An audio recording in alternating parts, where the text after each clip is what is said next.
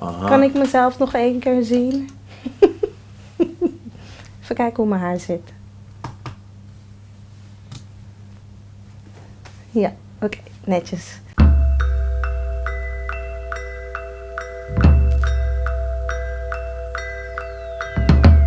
You told me about your roots, Aruba, Curacao, Amsterdam, Suriname.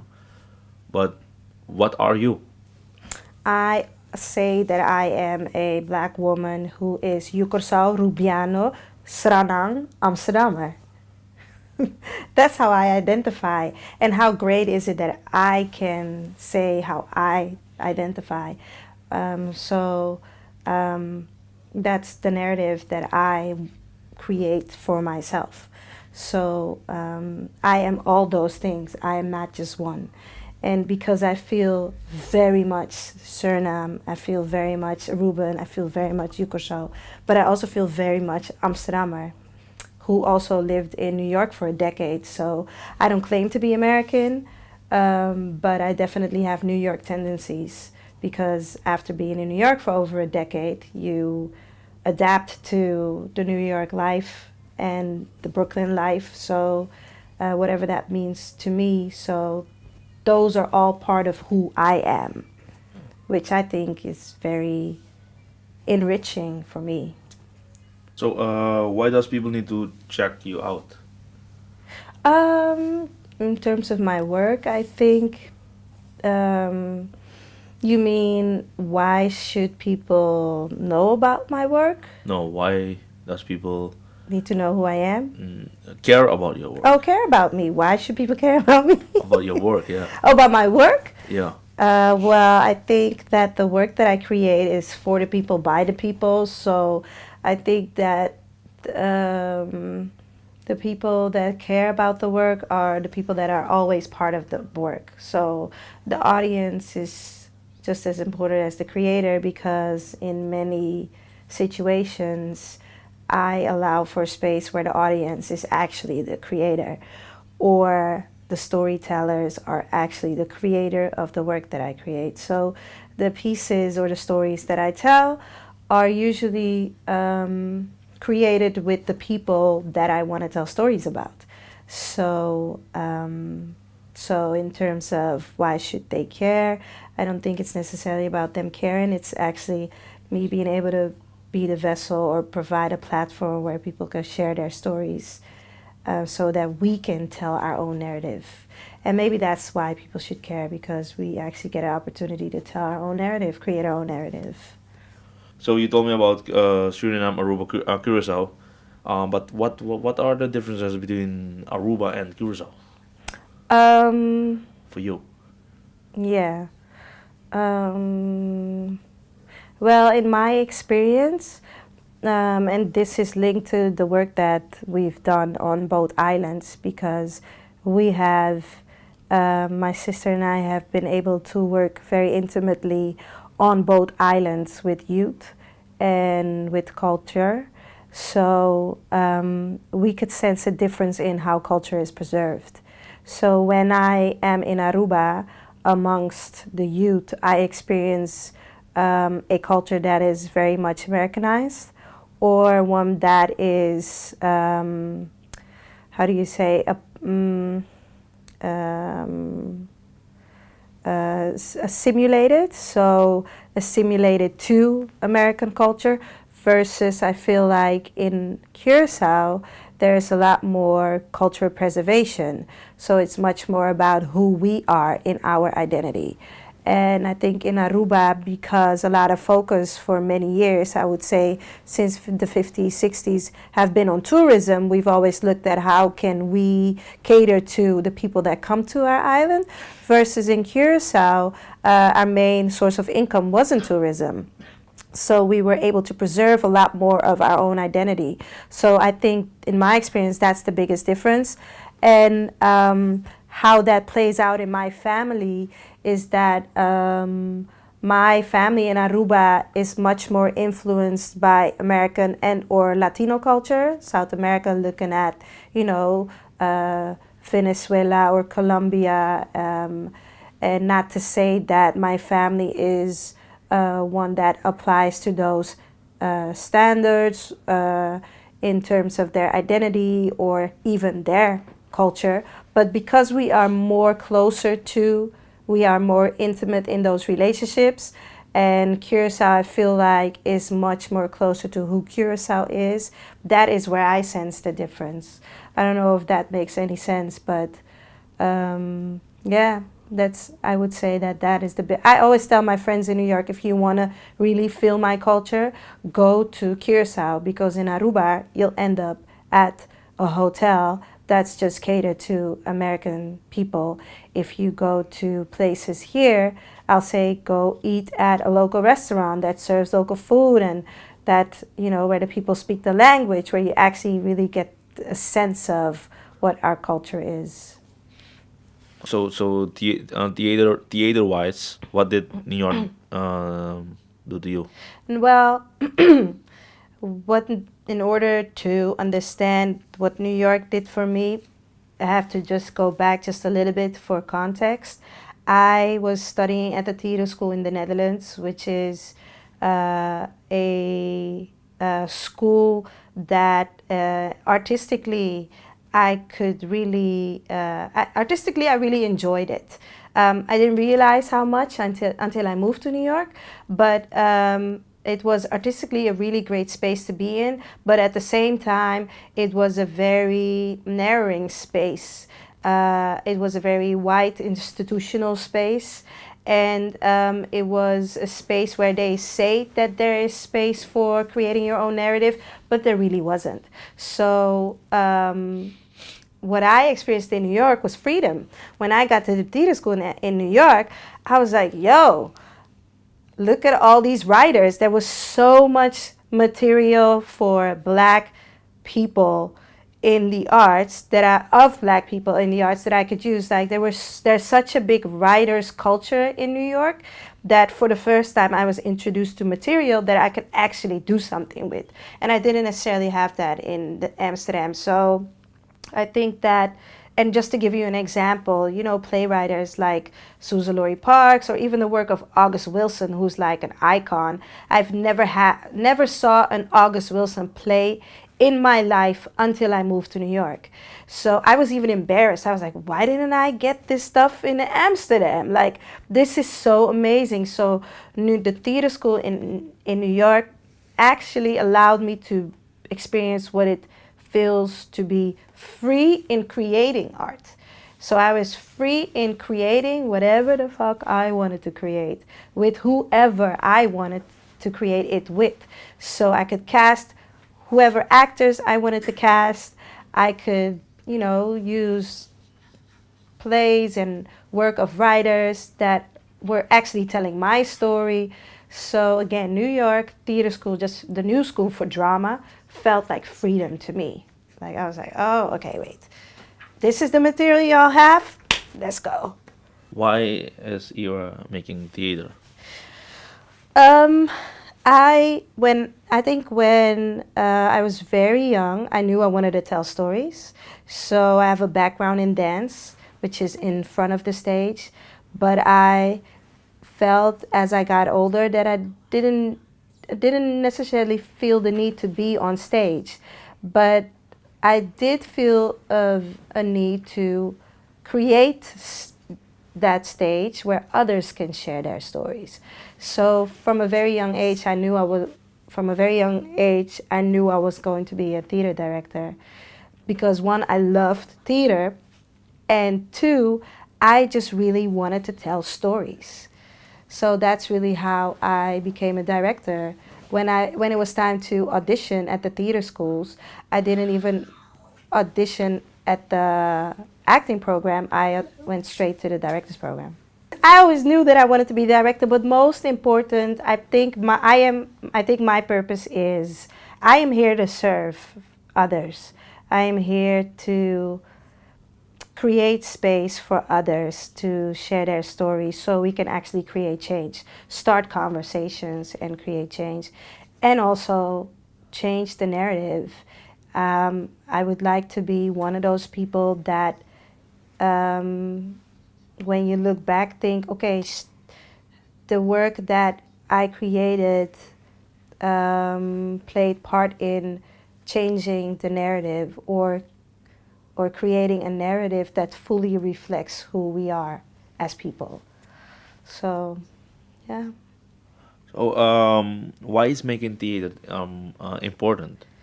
Um, I think making theater is just as important as making film. It's just as important as making music. So, um, so because I don't think that theater is for me the end all be all. It is just one of the disciplines that you use to tell stories or ask questions or create change. So in that sense, I I also don't think that my career is just one where theater is the only thing that I do. I think that I just as much want to create film or write books or write more plays. So for me, it's or a lot of these art disciplines that we utilize. I like a lot of them, and I'm just really good at theater. But I would love to transition into film at some point. Can you give an example of one of your plays that? Yeah, so with Oh, Shrewer, we have these queer women telling their stories. We mixed Shakespeare, we added dance hall music. Then we worked with a fashion designer because if you look at how the fashion industry is evolving, you can see that a lot of designers too talk about topics that we talk about in the play, which is gender identity. So playing with what gender identity means. So in that sense, on top of that, we instead of working with a costume designer, we wanted to work with somebody that specifically works in the fashion industry. We added videography because if you look at how technology has evolved and how social media is now playing a part in our lives and how we're telling stories, we added that to the mix. So and then we worked with two amazing opera stage designers because their style and the way they design space fit with the Shakespeare that we wanted to adapt. So this is how all these different disciplines and all these different artists come together and created this one piece.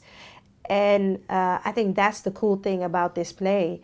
Through her, that it's such a mix of different things that for the audience too, even the audience can be as mixed as we are in the process and with the people that we work.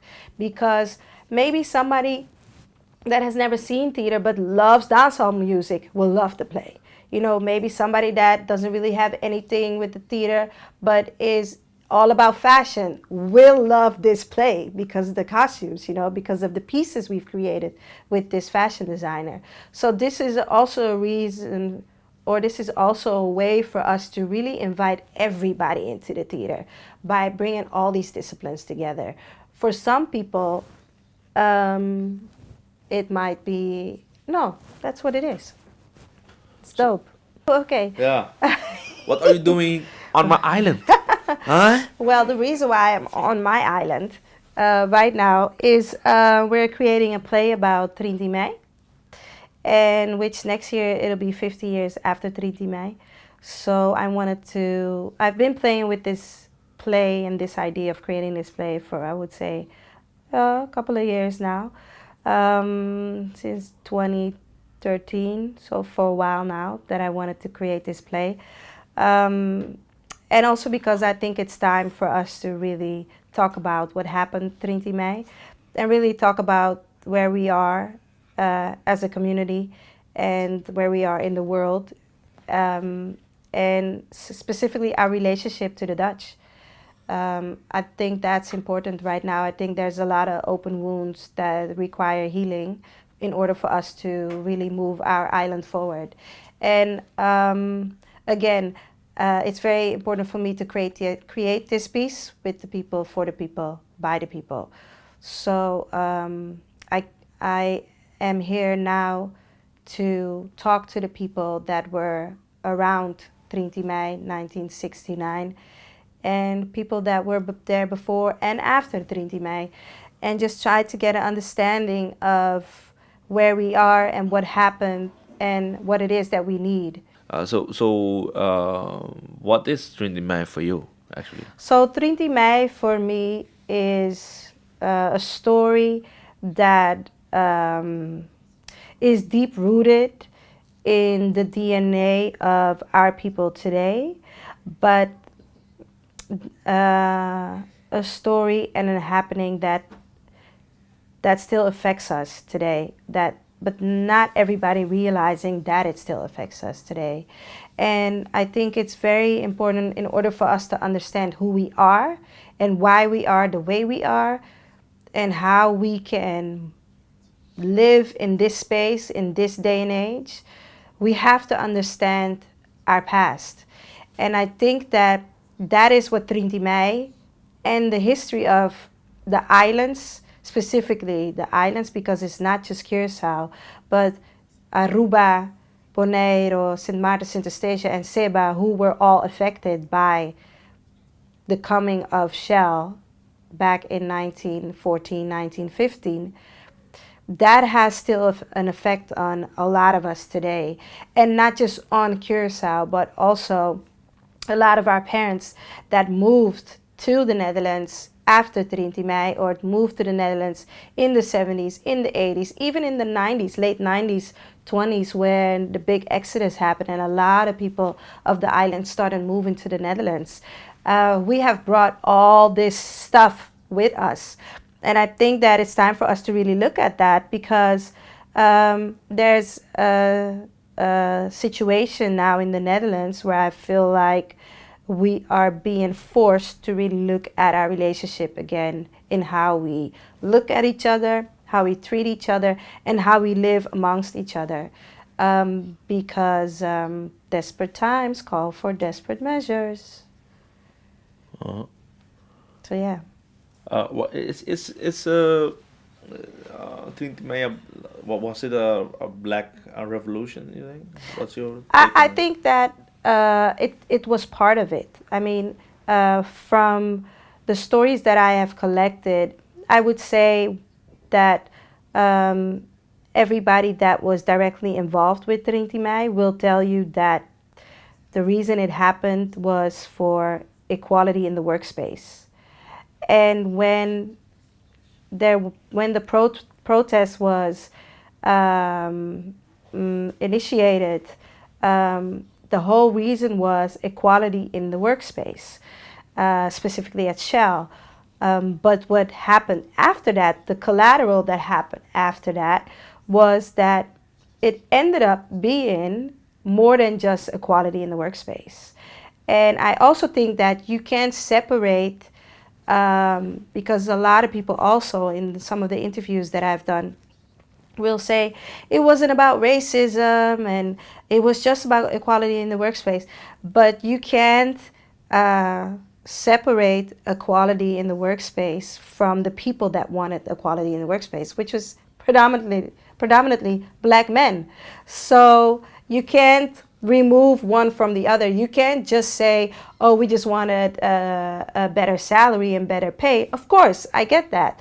But black people wanted better salaries and better pay. There weren't any white people protesting for better salaries and better pay. There were black people, black men protesting. So I think that we have to understand that one is not without the other. So I think the revolution that happened, and I think that Trinity May might not have all the aspects of a revolution, but change did happen.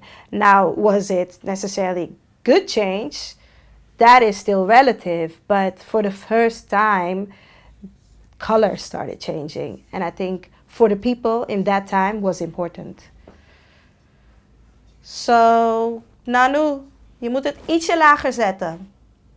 You wanted to do this. You wanted to do this theater project. What do you that era get? What do I get out of it? Yeah, yeah.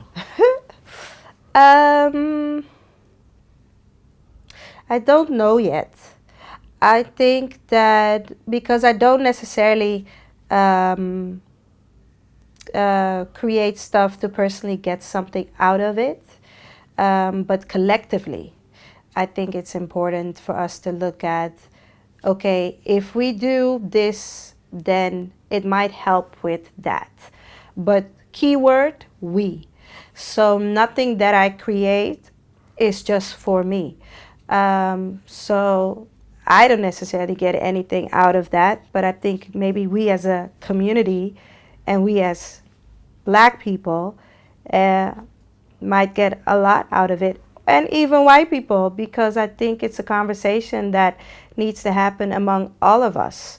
What I will say is there is no other black female voice in the theater that is moving this conversation.